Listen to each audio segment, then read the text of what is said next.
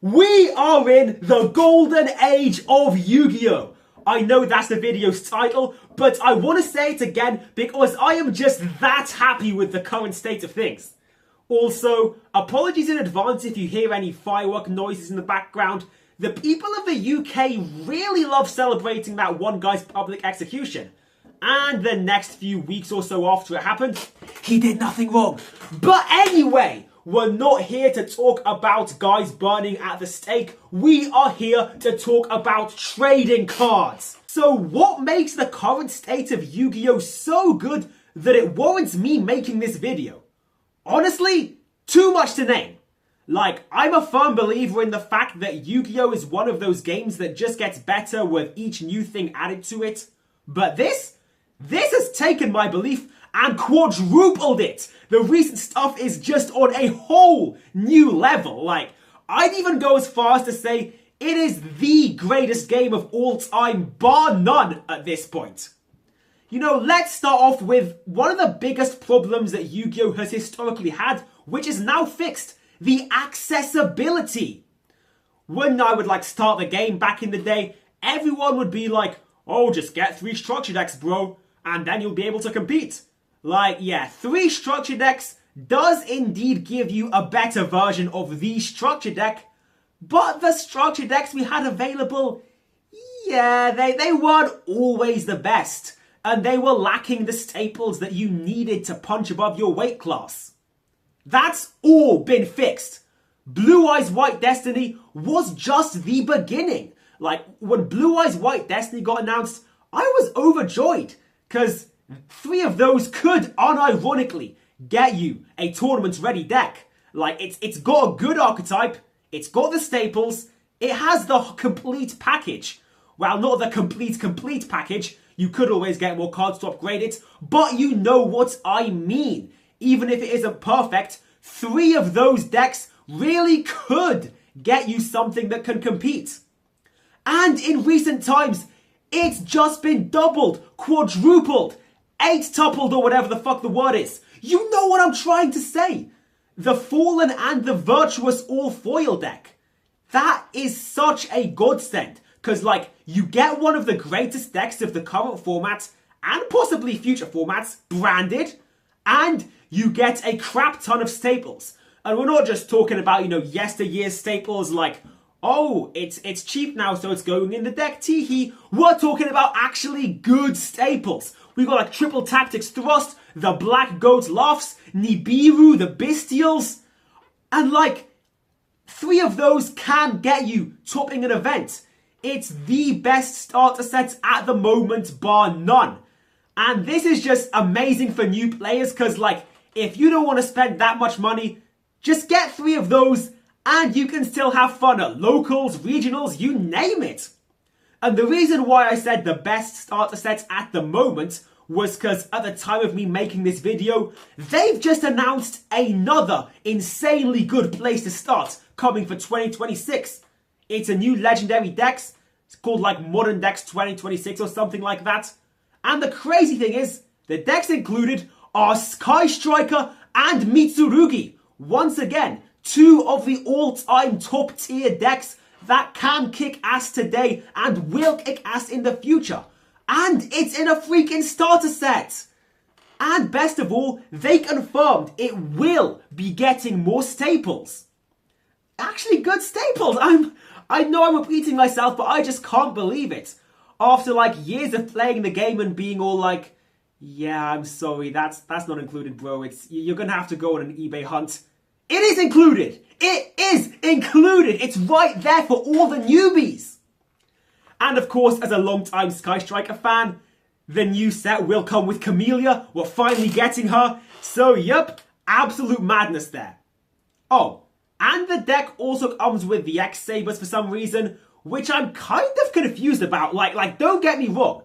I love the dual terminal lore. I love the X-Sabers, but it's like, they haven't been meta relevant since like the freaking 2009s. What do you mean legendary modern decks? Like, this set is basically that one King Ghidorah meme with like the 2 serious heads and the 1 goofy head. But whatever. X-Sabers be damned, you are still getting Sky Striker and Mitsurugi in a starter set. So yeah, basically, if you've been on the fence about starting the game, you're thinking like, damn, do I have the budget for it? You now probably do. And speaking of starter sets with good staples, the legendary Dex 5Ds that released a few days ago has also been incredible. And I'm not just saying that because I'm a die-hard Yu-Gi-Oh! 5Ds fan.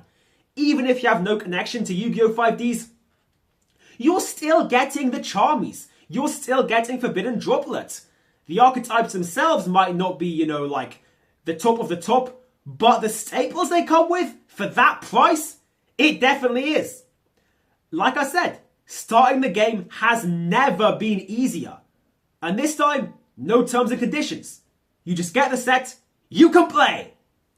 But it's not just the newbies who are winning right now, because there is also just an absolute madness going on with the current format.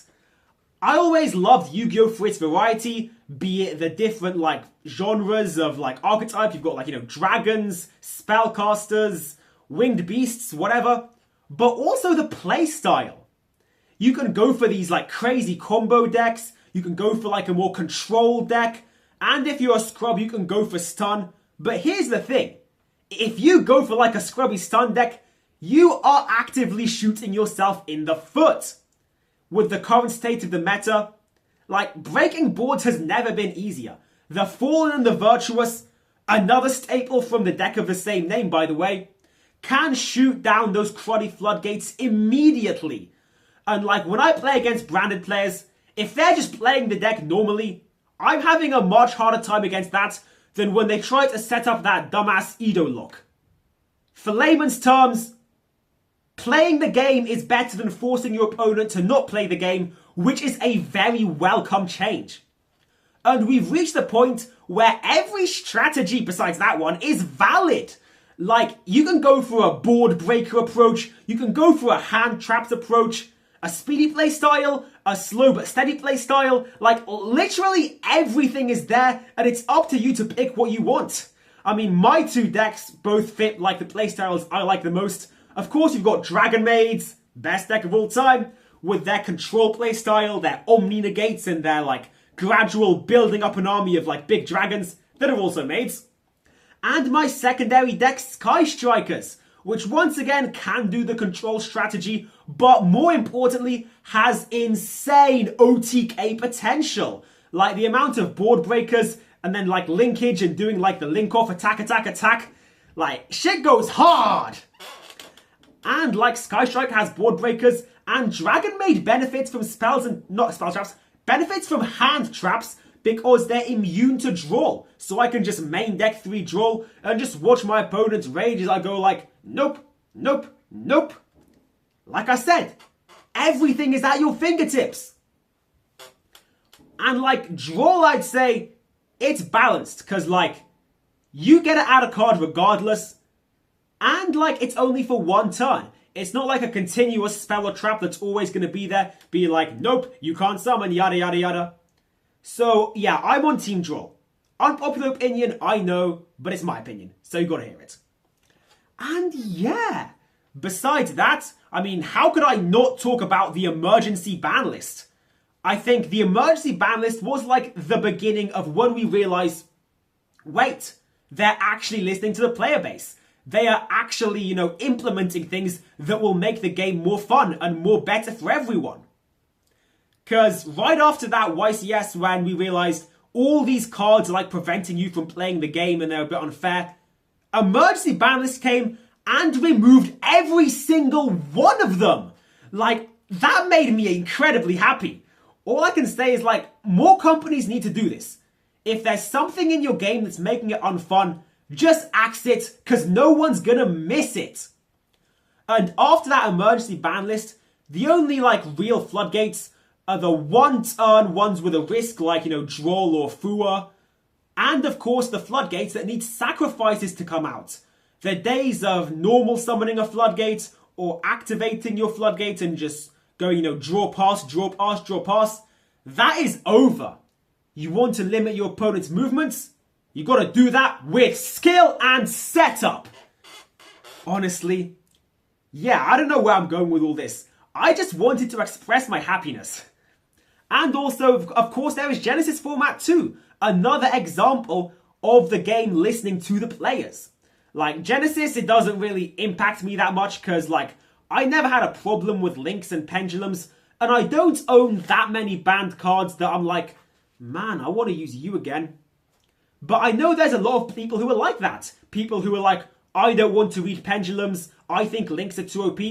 And there we have it. A new format specifically for people who want a more retro vibe.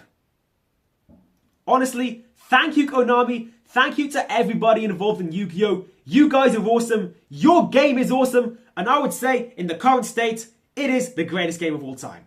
Thank you for listening, and I'll see you all next time. Bye!